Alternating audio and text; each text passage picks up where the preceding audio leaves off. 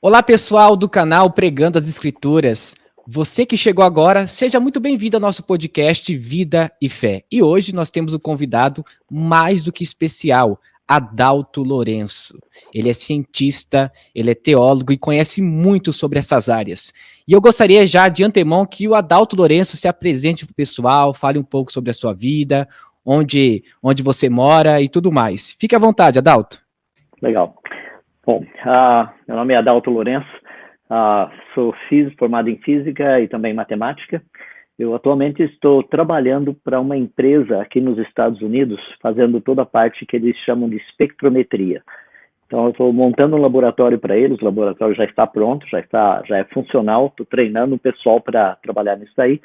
E, então, muito da minha parte atualmente está sendo ligado literalmente com esse laboratório nessa empresa aqui nos Estados Unidos. Continuo fazendo minhas pesquisas dentro da área do criacionismo, que é um negócio assim sempre muito legal, né? A gente poder ver novas coisas, novas ideias, principalmente uma quantidade imensa de novas pesquisas que estão saindo por aí.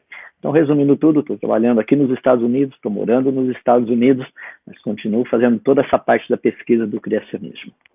Show de bola. Adalto, eu gosto muito de você. Eu tenho dois cientistas que eu amo demais, que é você e também o Carl Sagan, né? Que já foi dessa para melhor, né? Eu queria saber, Adalto, como que foi o seu primeiro contato, por exemplo, com a igreja? Você já era crente, você nasceu em um lar cristão. Como foi seu contato com Deus? O seu primeiro contato foi em uma igreja? Foi em um evangelismo? Em uma célula? Como que foi? Com 7 dias de idade, meus pais me levaram para a igreja. Oh, que E bênção. eles falaram que eu chorei bastante e atrapalhei muito o culto. Então já dá para perceber que era pecador desde o início. Tá, mas eu cresci num lar cristão. Praticamente minha vida foi sempre relacionada com a parte de igreja. Mas por muitos anos, principalmente começando na minha adolescência e até indo para o meu mestrado lá quando eu estava com meus quase 30 anos, foi muito voltado para o evolucionismo. Então, por muitos anos, eu fui um evolucionista teísta. Eu acreditava que Deus tinha criado o mundo, mas do jeito que a evolução conta. Show de bola. Adalto, como que surgiu essa sua paixão pela ciência? Porque todo mundo tem uma paixão, né? Alguns gostam da linha da espiritualidade, outra da parte escatológica, mas você escolheu a parte da ciência para se apaixonar. Como que foi esse contato seu com a ciência? Você tem alguém assim que até hoje você admira ainda e te ajudou a ter um pouco mais de conhecimento sobre a ciência? Conta um pouco pra gente como que foi esse primeiro chamado seu quanto à ciência e usar a ciência e a teologia juntos? Olha, para mim foi o seguinte, eu sempre fui muito curioso, desde pequeno. Então eu sempre, por exemplo, eu queria saber por que o céu é azul, por que as cores da asa da borboleta são tão vívidas, como é que pássaros voam. Então sempre essa curiosidade fez parte da minha vida. E nada melhor para uma pessoa extremamente curiosa do que fazer ciências, principalmente física. Entende? Porque a física te ajuda a responder praticamente muitas dessas questões. Não todas, mas uma maioria, eu diria assim. Então, meu desejo de conhecer um pouco mais a respeito da natureza, porque as coisas são do jeito que elas são, porque elas funcionam do jeito que elas funcionam, foi sempre assim uma paixão desde a minha adolescência. Mas, assim, foi um pouco difícil. No Brasil, porque eu venho de uma família bem simples, não era assim, eu não tinha recursos para poder estudar. Eu até brinco com o pessoal, por ser uma pessoa pobre, eu vim estudar nos Estados Unidos. Se eu fosse rico, eu estudava no Brasil.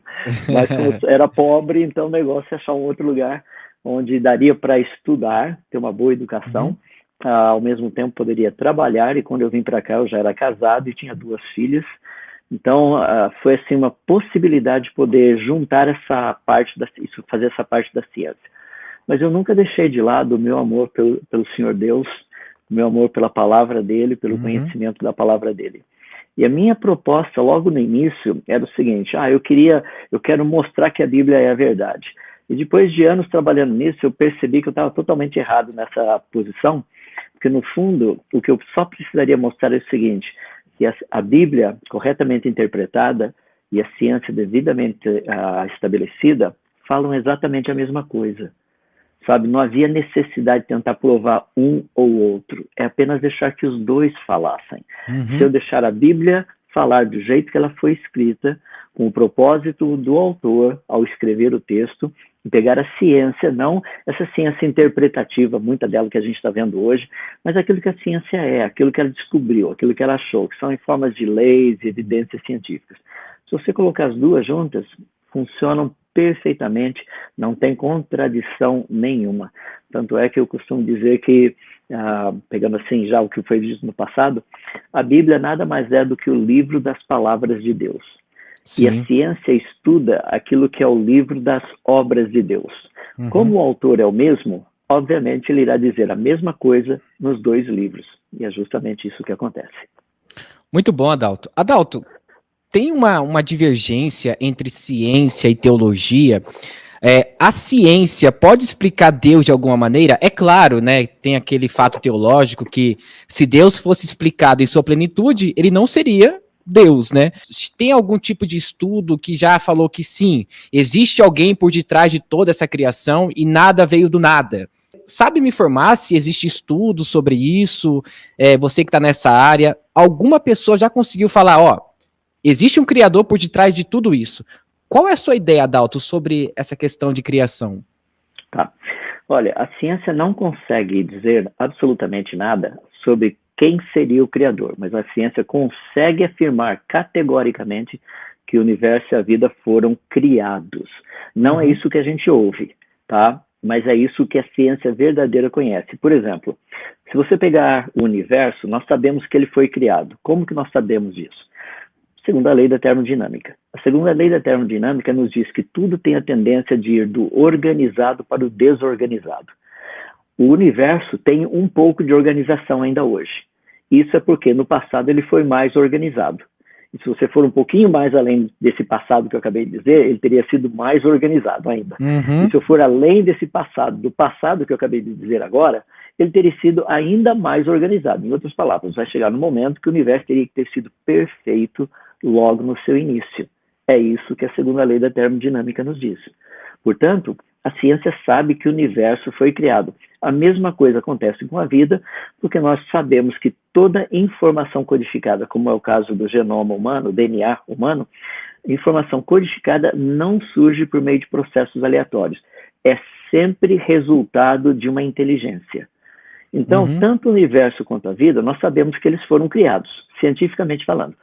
Só que a ciência não nos consegue dizer quem teria criado. Ela apenas nos diz se foi criado ou se teria surgido espontaneamente. No caso do universo e da vida, a ciência claramente nos diz que tanto um quanto o outro foram criados. Daí o aspecto dessa questão de Deus, a ciência pode nos falar alguma coisa de Deus? A resposta é sim e não. Deixa-me dizer como isso. O não é que a ciência não diz objetivamente. O sim é que a ciência nos diz subjetivamente. Deixa eu dar um exemplo. Ao estudarmos a natureza, você percebe o padrão 3 em 1. Tá? Por exemplo, o tempo, passado, presente e futuro. Quando você fala do espaço, altura, largura, profundidade. Quando você fala da base da matéria, que são os átomos, prótons, nêutrons e elétrons. Quando você fala dos estados básicos da matéria, sólido, líquido e gasoso. Quando você fala, por exemplo, vamos pegar uma área sem ser a ciência, pegar na área da música, tá? Quando você fala de música, nós temos melodia, harmonia e ritmo. Ou seja, todo lugar que você olhar, você vai perceber 3 em 1. Até mesmo a telinha agora que vocês estão observando aqui, tá? Ela possui 3 cores básicas, que é o vermelho, o azul e o verde. O RGB, né? E o RGB. São só essas 3 cores para produzir todas as demais cores que nós estamos vendo. Então, a ciência consegue nos dizer o seguinte: a natureza tem um padrão 3 em 1. A pergunta é, por que será? Percebe? Ela não consegue dizer, tá vendo, é Deus. Não, ela não consegue dizer, mas ela consegue dizer, a natureza tem um padrão 3 em 1. Esse padrão é o mesmo padrão que nós encontramos do Deus da Bíblia? A resposta é sim. Tá? Porque o Deus da Bíblia é 3 em 1. Então, esse 3 em 1 na natureza nada mais é do que a sua assinatura. Interessante. Adalto, eu acho que você já viu essa teoria, que existe tipo um espiral que vai afunilando, que todos os tipos de coisas que existem no mundo têm esse formato, inclusive as galáxias. Isso também é um tipo de assinatura de Deus? Olha, isso aí parece que isso aí está muito ligado com uma área, principalmente voltada para a matemática, que é a proporção áurea. Tá? E nós encontramos essa espiral que está relacionada, assim, praticamente com uma sequência de números. Tá? Vou deixar para o pessoal fazer uma pesquisa aí bem legal para saber que sequência é essa. Afinal de contas, nem tudo é de graça, né? Vai lá, faz uma pesquisa ali para você que tipo é essa sequência. Você vai achar essa sequência, por exemplo, na espiral das galáxias. Sabe aquele caracolzinho que as crianças têm aqui atrás? Eu não tenho mais, mas eu tinha quando era criança. Tem aquele caracolzinho, a mesma coisa. Se você pegar, por exemplo, um caracol mesmo, tá? Esses aí que você encontra no quintal da sua casa, dá uma olhadinha ali, aquela espiral. Se você pegar, por exemplo, uma flor de girassol, e você olhar bem no meio dela, você vai perceber o mesmo tipo de espiral. Então, isso está tudo relacionado com a chamada proporção áurea. Eu quase falei de quem era a sequência. Começa com F, tá? Se você procurar. Mas, de qualquer forma, é muito legal porque você percebe que isso aí é uma característica espetacular que, inclusive, nos foi dada por Deus. Por exemplo, nessa espiral e nessas proporções dessa espiral, você encontra aquilo que eu citei, que é a proporção áurea. É essa proporção que nós humanos olhamos e quando nós vemos essa proporção, a gente fala, isso é bonito. Por exemplo, quando você olha o Partenon, que é aquela estrutura gigantesca do que sobrou ainda lá na Grécia, você dá uma olhadinha, você vai perceber que a altura e a largura entre as colunas obedece a essa proporção áurea. Então, por isso que tem um negócio que você fala, nossa, é bonito isso. Quando você percebe uma pessoa que, por exemplo, a distância entre os olhos, a boca, o posicionamento da boca, o nariz, os olhos, a cabeça, o formato, isso aí obedece à proporção áurea, você fala assim, nossa, que pessoa bonita essa. Percebe? Então, é alguma coisa que parece que nos foi dado por Deus para a gente poder fazer essa ideia, ter essa noção do que é bonito ou não. Tanto é que a gente usa, inclusive hoje em inteligência artificial, essa mesma proporção para nos dar essa questão de estética, de beleza, é uma coisa espetacular. Isso aí significa Deus? Não diretamente, mas nós sabemos que isso aí tem a ver com aquilo que, no meu caso como cristão, que o Criador nos deu para a gente poder interpretar o que é bonito e o que não é bonito, o que é estético e o que não é estético. Interessante. Adalto, eu assisti um vídeo seu na internet há muito tempo, faz mais de um ano, que você falou sobre a questão da teoria de ter vida fora do nosso planeta. E você elaborou uma tese muito boa, que você falou que nem todo lugar que tem água vai ter vida, né? Você acredita que fora do planeta Terra existe algum tipo de vida que Deus criou? Olha, essa é uma pergunta assim, bem interessante. Se você olhar no Salmo 8, você vai perceber que a Bíblia diz que nós, seres humanos, fomos feitos um pouco menor do que os anjos. Então, tecnicamente, vida inteligente não deve existir no universo além da gente, tá? Biblicamente falando. Haveria possibilidade de ter vida não inteligente no universo, porque é justamente isso que a ciência pesquisa. Vida inteligente é aquela capaz de produzir tecnologia, inclusive mandar sinais no espaço, que é o que a gente faz. Tá? Sinais que eu digo são ondas de rádio, coisas assim, igual sinal da TV, sinal de rádio, coisas desse jeito. Tá? Então, se tiver uma outra civilização por aí que seja inteligente, eles teriam descoberto exatamente as mesmas coisas que nós descobrimos. Exatamente assim, talvez o nome das leis obviamente não seriam as mesmas, mas eles teriam descoberto as mesmas leis, teriam descoberto as mesmas questões da matemática, porque isso aí é algo universal, tá? Até o presente momento, nós não recebemos nenhum sinal vindo do espaço que mostre ter sido produzido por inteligência. Tá? Quer dizer, não recebemos sinal nenhum. Nem por inteligência, assim, sem ser por inteligência, a gente recebe um monte. Mas por inteligência, não. E a gente sabe como detectar sinais inteligentes vindo do espaço, ou seja, sinais que tenham sido produzidos por uma fonte inteligente. Então, até o presente momento, nós não descobrimos nada. Isso eu estou falando agora do ponto de vista da ciência. Até onde nós sabemos, parece que nós estamos sozinhos. As pessoas falam, não, é porque não teria dado tempo para o sinal chegar até aqui. Rapaz, a maior parte dos cientistas que acredita haver vida fora do planeta Terra, vida inteligente, eles têm dito que essa vida teria surgido há milhões de anos atrás. Então, qualquer coisa que tivesse a milhões de anos-luz de distância da gente, o sinal já teria chegado até aqui. E a gente já teria recebido. Então, como a gente não tem visto nada, absolutamente nada, não tem vida nenhuma aqui na vizinhança, nem na nossa galáxia, nem parece que nas galáxias próximas da gente, que estão a milhões de anos-luz, tá? Então, isso tem gerado assim, um certo desconforto. Inclusive, quem fez muito essa proposta foi quem você citou, o Carl Sagan. Inclusive, a ideia de ter vida fora do planeta Terra, ele acreditava muito que haveria uma quantidade imensa de planetas muito similares ao nosso, ao planeta Terra. Sim. A ciência descobriu que ele estava errado. Opa! Nós temos quase cerca de 5 mil, a gente chama de exoplanetas, ou planetas fora do sistema solar já descobertos, nenhum deles se parece com a Terra. Que interessante. 5 mil. Interessante. Ou seja, é uma quantidade imensa. A gente deveria encontrar pelo menos coisas mais parecidas com a Terra. Não tem. Tem ficado um pouco mais complicado, inclusive, porque quanto mais nós temos estudado a vida, nós temos que estudar também o meio ambiente para que essa vida possa existir. No planeta Terra, assim, de uma forma geral, são quase 2 milhões de variáveis perfeitamente balanceadas para que vida possa existir. Tá? Tem muita, muita coisa. Não só na vida, como no ambiente onde a vida se encontra.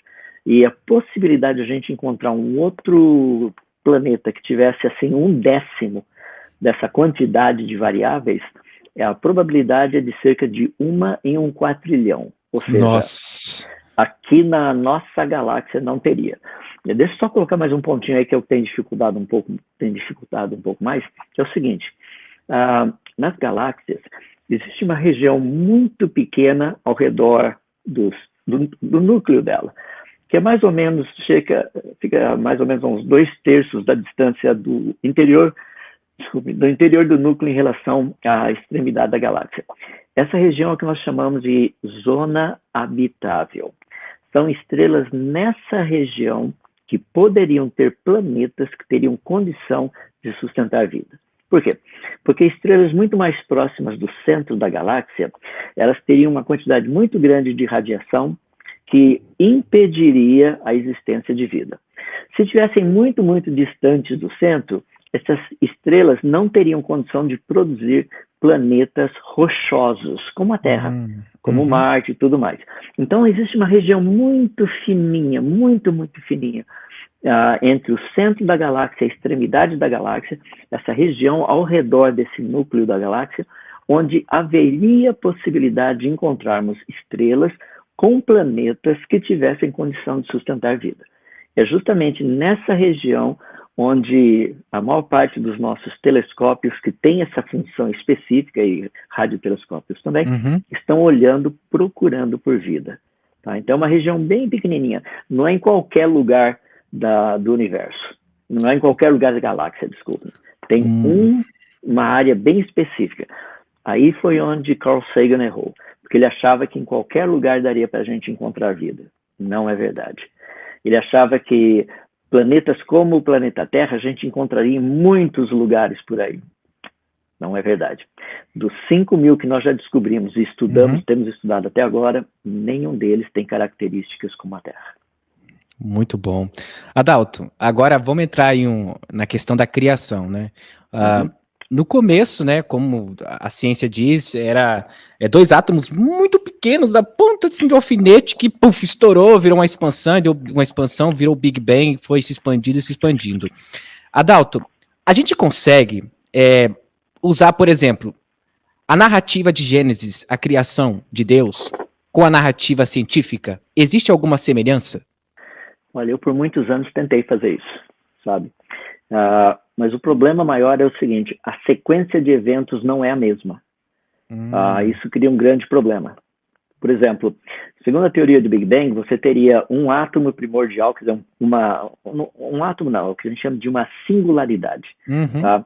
Seria um negócio mais ou menos o tamanho de um próton, 10 a menos 15 metro, 0,0000000, 14 zeros e o número 1 depois da vírgula, isso daí, metro. Tá? Lembra que 1 milímetro são 2 zeros e o número 1. Uhum. tá? São 3 casas decimais. Então, o que eu estou falando é um negócio infinitamente pequeno que teria que ter literalmente expandido, passado por um processo inflacionário de crescimento, até chegar ao tamanho da nossa galáxia, que é de aproximadamente 100 mil anos-luz de diâmetro. Lembra que um ano-luz equivale a 9,5 trilhões de quilômetros. Uhum. Então, para você saber esse negócio todo, teria que multiplicar esses 100 mil anos-luz por 9,5 trilhões de quilômetros. É uma conta muito doida, né? Totalmente. Eu não vou nem fazer aqui porque tem muito zero. Mas teria que ter começado de um negócio, o tamanho desse pontinho, tá? 10 a menos 15 metros, tamanho dessa singularidade, chegado até esse tamanho num tempo de 0,000000042 zeros depois da vírgula e o número 1, tá? Nossa. Que é o que a gente chama de 10 elevado a menos 43 segundo. Esse é o conhecido como tempo Planck. Então, o universo teria que ter começado desse pontinho, chegar até esse tamanho, não um piscar de olhos, não tem condição. Tá? O seu olho pisca muito mais devagar, o meu olho também, muito mais devagar do que isso. Teria que ter sido um negócio absurdamente rápido. Tá? O problema com isso é que você teria um estado, um sistema todo altamente desorganizado, que com o passar do tempo ele teria que se auto-organizar. Daí entra a segunda lei da termodinâmica, dizendo que sistemas deixados por conta própria jamais se auto-organizarão. Então, se a gente pegar só por aí, a gente já sabe que não tem como relacionar os dois. Mas, por outro lado, olha que coisa fascinante. A segunda lei da termodinâmica diz que o universo teria que ter começado pronto, completo, complexo, perfeitamente funcional. Que é exatamente o que a Bíblia nos diz. Só que a sequência que é desenvolvida pelo pessoal que acredita a ideia do naturalismo, que o universo teria surgido, assim, no início haveria praticamente uma nuvem de hidrogênio, tá? Que é o elemento básico, um próton e um elétron, e esses hidrogênios, de alguma forma, meio mirabolante, teriam começado a coagular, formando assim uma nuvem mais densa, até chegar ao ponto de formar uma estrela. Rapaz, isso aí não existe, porque no espaço, gases têm a tendência de dissipar. Tá? Eles não têm a tendência de ficar todos juntinhos.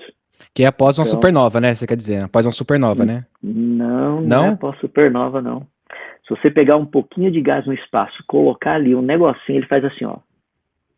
Ele expande. Porque essa é a tendência normal, é repelir. Os átomos têm a tendência, por causa da nuvem eletrônica e tudo mais, tem a tendência de repelir. Eles não vão ficar compactados. Tem que ter alguma coisa para compactar. Aí o pessoal fala, mas a gravidade... Rapaz, a gravidade funciona de outra maneira. A gente sabe como funciona. Tá, isso é outra história. O que você está propondo não é gravidade. Isso é outro negócio. Então, quando nós olhamos a proposta naturalista e o relato bíblico, os dois não têm como ser encaixados. Se bem que existem muitos cristãos que têm tentado fazê-lo através do evolucionismo teísta. O problema é que se você usar o evolucionismo teísta, ou seja, dizer que o mundo foi criado por Deus do jeito que a evolução ou o posicionamento naturalista nos diz, isso não vai fazer sentido, porque a sequência de eventos não bate. Por exemplo, Deus primeiro cria a luz, no dia 4 é que ele cria os corpos celestes. As pessoas chegam para mim e falam assim, não, isso não faz sentido. Claro que faz sentido. O universo está cheio de gases superaquecidos emitindo luz, e não são resultantes de supernovas. Tá? Agora, como explicar essa quantidade imensa de gases que não são resultado de supernovas, numa temperatura absurda entre 5 até 10 mil graus Celsius, num universo que tem uma temperatura de aproximadamente 270 graus abaixo de zero? Minha pergunta é, por quanto tempo essas nuvens estão lá? Percebe? Esse negócio não pode estar lá há muito tempo. Se estivesse lá há muito tempo, já teria esfriado. Entendi. Você pega um copo de água quente, coloca em cima da pia, deixa lá uma semana, deixa algumas horas, você vai lá, sua água quente já esfriou. Tá? Essa é a ideia. Ou seja, existem pessoas tentando, então, juntar essas duas teorias. A teoria naturalista e a proposta bíblica. Não é possível, não tem como. Ou você irá comprometer uma, ou irá comprometer a outra, ou as duas. O que não dá é para juntá-las, fazendo com que elas façam sentido. Entendi. Adalto, eu conheço pessoas piedosas, né? Pessoas que são crentes, mas elas não acreditam na descoberta de ossos aí de dinossauros. Onde que os dinossauros podem entrar, por exemplo, na obra da criação de Deus? Você consegue mais ou menos falar alguma coisa dentro desse assunto? Nós temos um problema muito sério de tradução. Lembra que a Bíblia não foi escrita em português para brasileiros. Então a gente precisa voltar na língua original, tá? Quando você chega no quinto dia, lá não está escrito que Deus criou as aves. O texto diz que Deus criou os que voam. Tudo que voa, Deus criou no quinto dia. O que voa? Pássaros voam, borboletas voam, pterossauros voam, morcegos voam, tudo que voa foi o que foi criado no quinto dia. E também no quinto dia foram criados os grandes animais marinhos. Ou seja, você tem baleias, você tem todo tipo de peixe que tem nos oceanos e tudo mais, os animais marinhos, mas você tem também plesiosauros, você tem pliossauros, que eram animais que viviam na água. Animais que nós conhecemos hoje do registro fóssil, pelo menos nós não temos encontrado nadando nos oceanos por aí. Quando você chega no sexto dia, você tem uma quantidade muito grande de animais que foram criados, e são divididos em 3 grupos. No primeiro grupo você tem os animais que são domésticos, no segundo são os animais selvagens, e o terceiro grupo são os animais que rastejam. E o que rasteja por aí? Rapaz, tem uma lista de animais que rastejam. Muita inclusive coisa. O quê? Dinossauros também. Percebe? Então, os dinossauros tecnicamente foram criados no sexto dia, os pterossauros e os pliossauros, plesiosauros, todos aí criados no quinto dia também. Então você tem esses 2 grandes grupos. E as pessoas têm a tendência a falar assim, mas no registro fóssil a gente percebe uma diferença muito grande, porque isso aí está muito antes do ser humano. Aí a gente teria que discutir essa questão das camadas, datação. Por quê? Porque quando a gente olha de uma forma específica, as camadas, elas não são cronológicas, a gente sabe disso. Camadas que eu estou me referindo são camadas de rochas, tá? Sim. Se bem que a maior parte dos cientistas ainda acredita nisso daí. O problema é que não existe nenhum lugar, por exemplo, no planeta onde todas as camadas de rochas apareçam do jeito que a gente vê no livro. Geralmente essas camadas de rochas, quando elas aparecem, elas muitas vezes estão com ordens invertidas, muitas vezes estão faltando espaços gigantescos, por exemplo, no Grand Canyon aqui nos Estados Unidos, tem uma área do Grand Canyon lá, quando você pega essas camadas, estão faltando cerca de 100 milhões de anos geológicos. Espera aí, onde é que foram parar 100 milhões de anos geológicos? Percebe? Se o negócio fosse real, você encontraria a mesma coisa em todo lugar do planeta, e não é isso que a gente encontra. Então, essa questão da datação, só dei uma pinceladinha aí, muitas pessoas quando falam assim, não, mas os dinossauros seres humanos não foram contemporâneos. Claro que foram. Nós temos pinturas rupestres que mostram isso, que seres humanos e dinossauros foram contemporâneos. Nós temos, inclusive, templos com esculturas e tudo mais na Ásia, templos que foram criados há 1.200, 1.400, 1.500 anos atrás, com, literalmente, esculturas de animais chamados pré-históricos. Ué, como é que esse pessoal sabia disso?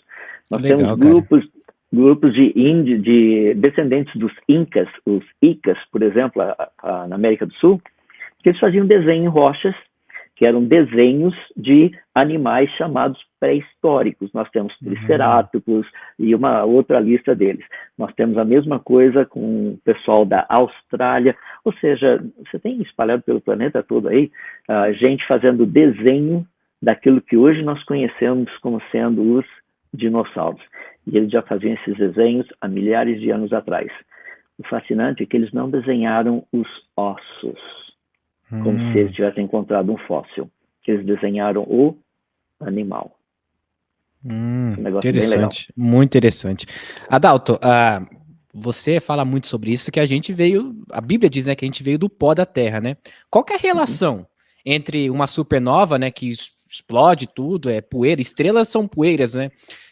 Como que a gente consegue relacionar essas duas coisas, a criação lá do homem, né, como veio do pó, e a questão da supernova, as estrelas? Tá. Essa é uma pergunta bem legal. Deixa eu começar, vou dar algo um pouquinho mais próximo da gente, daí eu vou para a supernova, tá? Vamos pegar o sistema solar. O sistema solar, as pessoas, assim, muitos cientistas dizem que o sistema solar teve essa poeira em volta daquilo que se formou o Sol, e dessa poeira se formaram os planetas. Verdadeiro ou falso?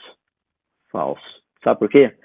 Porque o planeta Terra tem elementos químicos numa abundância gigantesca que nenhum dos outros planetas e luas do sistema solar possuem. Ou seja, não é farinha do mesmo saco. Não são farinha do mesmo saco. Tá? Vamos começar já direto por aí. Deixa eu dar um exemplo prático.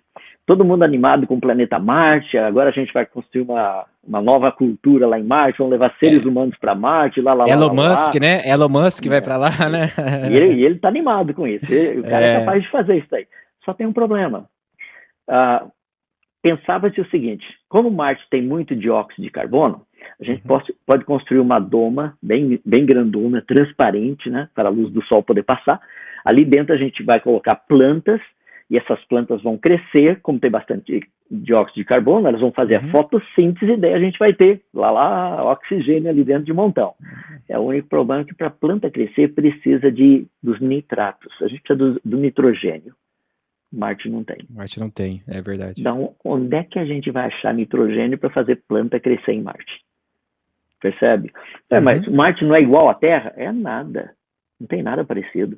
A única coisa que ele tem, a única coisa parecida é que a Terra dá uma volta em volta do seu eixo a cada 23 horas e quase 24 horas. Então, vamos colocar assim, 23 horas, 59 minutos e uns segundinhos. Marte dá uma volta em volta do seu eixo a cada 24 horas e 10 minutos aproximadamente. Tá? A única coisa parecida. Então, quando a gente para e pensa essa questão assim, não, peraí. O ser humano, ele é feito de aproximadamente 60 elementos químicos específicos. Esses 60 são encontrados no solo da Terra. Isso é verdade. Tá? A gente sabe isso. O solo da Lua não tem essa quantidade de elementos químicos. O solo de Marte também não. De Vênus também não. De Mercúrio também não. Nenhuma das outras luas estudadas no sistema solar também não. Ou seja, até o presente momento, nós não encontramos nenhum outro lugar, inclusive em explosões de supernovas, que a gente consegue medir a luz dos elementos químicos vindo de lá. Posso explicar rapidinho isso daí?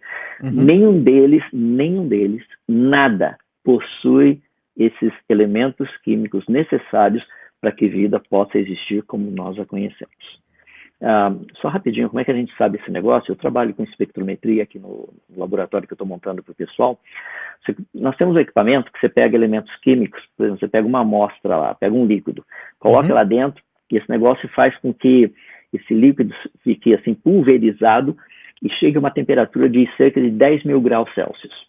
Então, quando essas partículas todas desse líquido chegam a 10 mil graus Celsius, os elementos químicos começam a emitir luz. É normal isso.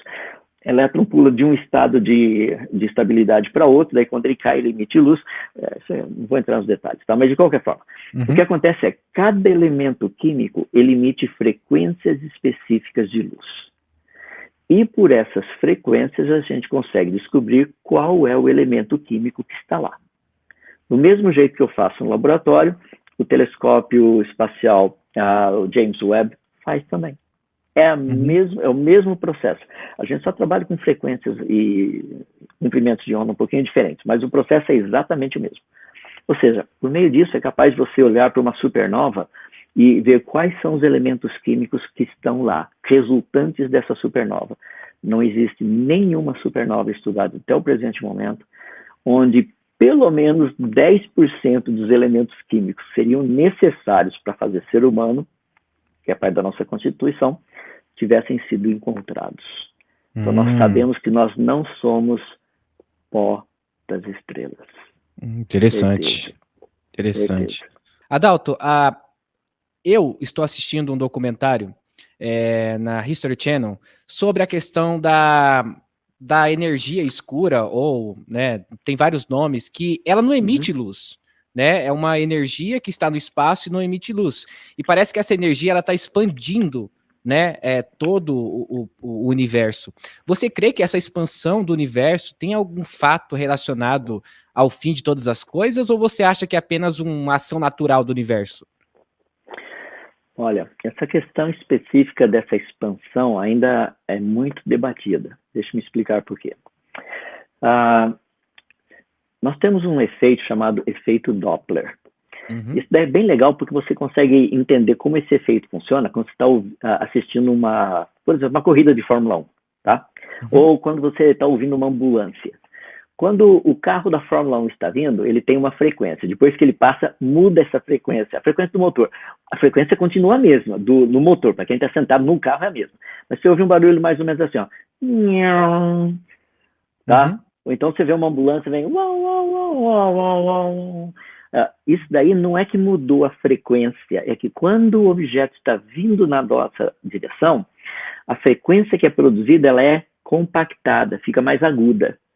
Quando ela passa da gente, a frequência fica um pouco mais, vai esticando, tá? Ela fica mais grave. Em vez de usar som, nós podemos usar a luz. Se a frequência da luz fica um pouco mais avermelhada, que é o que chama de desvio espectrográfico da luz para o vermelho, redshift no inglês, significa que o negócio está indo embora.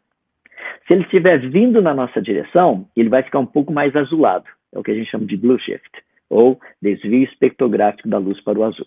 Então, medindo esses desvios, é que a gente pode dizer que se o universo está ou estaria expandindo ou não. Se coisas estão vindo na nossa direção ou se estão indo embora da gente. Parece que uma grande maioria está se afastando da gente, mas tem uma quantidade também que está vindo na nossa direção. Por exemplo, a galáxia de Andrômeda, que é uma das nossas vizinhas, ela é blue shift, está vindo na nossa direção. Tá? Agora, o problema é o seguinte, que nós temos objetos que estão no espaço, tá? Que são objetos que estão separados, mas conectados. São galáxias, tá? Estão lá longe, mas elas têm uma conexão, são galáxias que estão interagindo. Então você tem o redshift de uma galáxia, tem o redshift da outra galáxia, então você fala, elas são tão diferentes. E você pega o negócio aqui no meio, você fala, não, peraí, elas estão conectadas. Se elas estão conectadas, como é que elas poderiam ter o redshift diferente, o desvio espectrográfico da luz para o vermelho diferente? Deixa eu tentar explicar rapidinho. Imagina que você é um guarda policial, tá? Um policial rodoviário. Está lá com o seu radar medindo. De repente você vê um caminhão vindo, você fala, cara, esse caminhão está vindo muito rápido. Então você aponta o radar móvel lá, você percebe que o cavalinho, a parte da frente do caminhão, está vindo a 110 km por hora. Você fala, olha lá. Daí você pega o radar, aponta para a carreta está a 80 km por hora. Você fala, pera, tem alguma coisa errada aqui no meu radar, porque os dois estão juntos, tem que ter a mesma velocidade. Então você aponta o radar de novo, lá a carreta está 110 km por hora, o cavalinho está 110 km por hora, aponta para a carreta está a 80 km por hora. Você fala, o que está acontecendo? Exatamente isso que a gente tem visto. Galáxias que estão interconectadas com desvios espectrográficos diferentes. A pergunta é, o que está acontecendo? O desvio espectrográfico deveria ser o mesmo. Isso é o que tem levado muita gente a questionar se realmente o universo está expandindo ou não. Percebe? Percebi, Porque entendi. se ele estivesse expandindo, não haveriam essas, entre aspas, anomalias. Percebe? Então o nosso problema é o seguinte, será que essas anomalias não são realmente o real e a gente não sabe o que esse desvio espectrográfico significa? Tá? Então tem muita coisa aí pra gente pensar. O universo é um mistério, né, Adalto? É um mistério Rapaz, que até a gente chegar lá, né, estar com Cristo, a gente não vai saber nem tudo ainda, só Deus mostrando pra gente. Adalto, é isso aí. existem muitos cristãos que acreditam, por exemplo, né, eu não poderia deixar de falar sobre isso, na querida Terra plana, né? A Terra é plana porque lá Isaías diz que é assim assado. Dá para colocar a Bíblia em xeque quanto à formatura do planeta Terra e tudo mais? Ou podemos acreditar mesmo naquilo que os cientistas falam, que a Terra é redonda e é isso mesmo? Qual a sua opinião? Tá. Eu sei que você não é terraplanista, isso eu já sei. Concordo. Se eu fosse terraplanista, eu teria que jogar toda a física que eu conheço fora, porque nada funcionaria. Tá? É verdade. Então, deixa eu colocar da seguinte forma. Do ponto de vista científico, não existe terra plana. As leis da física não funcionam num sistema plano. Primeiro porque quando você olha no espaço, tudo é esférico. Tá? Ou tem essa formatação. O Sol é assim, Mercúrio, Vênus, a Lua, Marte, Júpiter, Saturno, com todas as suas, mais de uma centena de luas que tem por lá, Urano, Netuno, todos eles também. Tá? Por que só a Terra seria plana? Muitas pessoas usam o texto de Isaías e dizem, não, você está vendo, o que Isaías escreveu aqui, que Deus se assenta sobre a curvatura da Terra, isso aí não significa que a Terra seja esférica, tá? Eles estão errados, sabe por quê? Porque a Bíblia não foi escrita em português, não foi escrita para brasileiros, como eu disse. Os judeus nunca interpretaram esse texto, nunca, vou dizer de novo, nunca interpretaram esse texto que mostra que a Terra é esférica. Eles nunca interpretaram como se ela fosse plana. Agora, a menos que você seja mais judeu do que os judeus, e seja muito mais conhecedor da língua hebraica original do que os judeus são, que você consiga demonstrar que realmente ali não diz que a Terra é esférica, mas que a Terra é plana, rapaz, aí você merece ganhar um prêmio Nobel em linguística. Tá? Porque até o presente momento, lembra que nenhum judeu nunca colocou esse texto de Isaías como se a Terra fosse plana. Todos eles entenderam a esfericidade do planeta. Tanto é que a palavra abóboda, que é utilizada lá, você encontra essa palavra na literatura, tá, dos judeus, fora da Bíblia, nunca citando o plano, mas sempre se referindo a algo esférico. Tá? Se você pegar a Septuaginta, que é uma tradução também da língua hebraica, você vai perceber que o termo que foi utilizado ali, você vai encontrar nas várias, no que sobrou ainda dos escritos gregos, o que a ideia, a palavra que foi colocada ali, mostra algo esférico, não plano. Então é muito legal, quando você olha a Bíblia na sua língua original, ela nunca fez a proposta que a Terra seria plana. Eu tenho um peso muito grande, uma tristeza muito grande de saber a quantidade de cristãos que aceitam isso, sabe? E tem que ser bem reto e direto nisso aí, que isso aí envergonha a pessoa de Deus. Porque tanto a ciência quanto a Bíblia, você tem uma quantidade imensa de coisas aí mostrando que a Terra é esférica. Não sei quantos de vocês estão acompanhando o projeto Artemis, tá, que foi uma nave lançada, ela está em volta da Lua e tudo mais, está voltando agora domingo que vem. Tá? Olha as fotos que ela tirou. Ela não mostra uma Terra plana. Você tem inclusive a Lua e a Terra de fundo lá atrás. Você não vai ver uma Terra plana. Quando nós tivemos um eclipse há pouco tempo atrás, tá? Um eclipse lunar, ou seja, a Terra passou na frente do Sol e projetou a sombra em cima da Lua. Rapaz, você não vê uma Terra plana, você não vê um perfil, você vê um negócio esférico. Lembra que a Terra estava girando, foram do começo até o fim, foram cerca de aproximadamente quase 6 horas, deu o processo todo. Tá? Se a Terra fosse, você fala assim, não, mas a Terra está virada para o Sol. Tá? Se a Terra está virada para o Sol, então toda a Terra estaria iluminada. Tá? Você não teria uma parte dela no escuro que fomos nós que estávamos vendo a Lua do outro lado. Sabe? Em outras palavras, não tem como. A evidência mostra claramente que a Terra é esférica, como todos os demais corpos celestes que a gente tem observado ao nosso redor, e a Bíblia fala a mesma coisa. Lembra que eu disse que no início, uma das razões da minha curiosidade toda e porque eu trabalho nessa área de ciências, é que a Bíblia, corretamente interpretada, e a ciência devidamente estabelecida, nunca entrarão em contradição. A Bíblia diz que a Terra é esférica, a ciência diz que a Terra é esférica. Infelizmente, tem pessoas que dizem que a Bíblia não diz isso e que a ciência não diz isso. Uma pena. É triste, é triste. Adalto, para a gente encerrar, eu gostaria que você falasse um pouco sobre a questão: a ciência contrapõe a fé ou ambos podem andar juntos? Essa é uma pergunta assim. A gente precisaria de um outro podcast para resolver tudo mas isso. se você quiser resumir rapidinho, né? Por causa do tempo, não tem problema. Vou resumir. Deixa eu colocar da seguinte forma. Tá. Existe uma diferença entre conhecimento científico, verdade científica e crença científica. Tá? Por exemplo, o que seria uma lei científica, o que seria uma teoria científica e o que seria uma hipótese científica? Separar os três. Hipótese é aquilo que nós achamos. Não precisa ser testável. Eu acho. Então tá bom, você acha. Ótimo. Então você acha que é assim, acha que é assim. Agora, se você quiser testar para ver se aquilo que você acha realmente é verdade, daí a gente precisaria transformar isso numa teoria. O que significa isso? eu tenho que fazer a proposta de tal forma que ela seja testável, que eu consiga testá-la, tá? Então eu tenho que pegar essa proposta, que antes era só uma proposta, mas agora ela tem que ter um meio de ser testada. Deixa eu dar um exemplo. Eu diria o seguinte, eu acho que não existe pomba branca. Eu falo, é mesmo? Não existe pomba branca? Que legal, então não tem pomba branca. Não tem pomba branca. Vamos transformar isso numa teoria.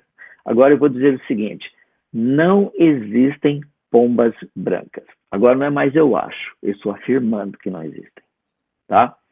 Para você derrubar minha teoria, o que você precisaria fazer? Encontrar uma pomba que não fosse branca. Você chega lá e mostra, até aqui, ó. Tá vendo? Quebrou a teoria. Percebe? Teoria tem que ser testável. Agora, se eu dissesse o seguinte, pombas aparecem em várias tonalidades. Só não existe pomba amarela. Tá? A gente vai testar.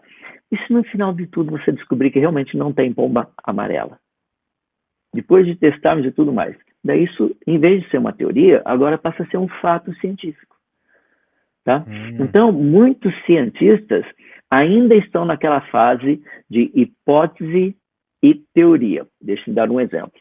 Teoria da evolução. Teoria da evolução não é uma teoria porque ela não é testável. Ela é uma hipótese. Se ela fosse testável, a gente iria pegar peixes e iríamos fazer com que, de alguma maneira, a evolução caminhasse muito rapidamente e peixes pudessem produzir descendentes que seriam anfíbios. Isso não é testável. Nós poderíamos pegar um tipo de bactéria e fazer com que ela fosse multiplicando por bilhões e bilhões e bilhões de vezes, porque bactéria é bem rápido o processo de reprodução, que equivaleria a milhões de anos nossos, e daí você veria que a bactéria realmente adquiriu uma característica que ela não tinha. Adquiriu uma organela, alguma coisa que ela não possuía, os descendentes, estou dizendo. Isso não acontece. Então, até onde nós sabemos, evolução não pode ser chamada de teoria. Ela teria que ser uma hipótese. Aí é que entra o grande problema da questão entre o que a Bíblia nos diz e o que muitas pessoas têm dito, que fica, parece que é um tipo de uma fricção, existe um negócio assim, será que funciona, será que não funciona, dá para funcionar, não dá para funcionar? É que quando nós tratamos de teorias, ou seja, de leis científicas e fatos científicos, fatos são aqueles que não precisam de interpretação. Por exemplo, água é molhada. Tem dúvida? Não tem. A água é molhada. Tá? Então você não precisa interpretar. Não, o que significa molhado? Não, a água é molhada. Você sabe o que significa molhado, você sabe que a água é molhada. Pronto. Tá? Então não precisa interpretação. Nós sabemos o que é. Se você pegar leis científicas e, bem importante, evidência científica que não necessita de interpretação, você vai perceber que elas não têm, nenhuma delas são contrárias àquilo que a Bíblia tem nos dito até aqui. Tá? Então, o problema maior com cientistas não é tanto a ciência, mas é a cosmovisão que cada um deles possui. Tá? E eles vão avaliar o que acontece baseado nessa cosmovisão. Tem alguns cientistas que, por ter uma cosmovisão naturalista, eles acham que tudo teria vindo à existência por acaso. E não é o que a gente acredita, né? Adalto, muito obrigado. Deus abençoe sua vida, que Deus continue iluminando seu coração, para que você, como cientista, possa descobrir coisas novas, né? E muitas pessoas possam ser beneficiadas. Antes de encerrar essa live, né, esse podcast, eu queria que você deixasse para o pessoal aí as suas redes sociais. Você pode falar seu Instagram, YouTube e tudo mais? Posso. É só procurar lá no Instagram. No Instagram você vai achar Adalto Lourenco, tá? No Twitter você vai achar prof_Adalto. E se você quiser também, pode dar uma olhadinha lá no meu site, www.universocreacionista.com.br. Não é difícil achar, é só procurar na internet, eu estou por lá. Inclusive, você vai achar literatura, os livros e tudo mais. Aí no YouTube também tem um canal, pode procurar o Adalto Lourenço lá, que tem alguns vídeos lá também, tá? Muito bom. Gente, então esse foi o nosso podcast com o Adalto Lourenço, foi um podcast muito bom. Eu espero um dia tê-lo aqui conosco em nosso podcast presencialmente, para a gente fazer um podcast de 1-2 horas aí e falar sobre muitas coisas. Então, se você gostou desse podcast, não se esqueça, deixe seu like, se inscreva no canal e ative o sininho de notificações. E que Deus te abençoe, em nome de Jesus. Amém.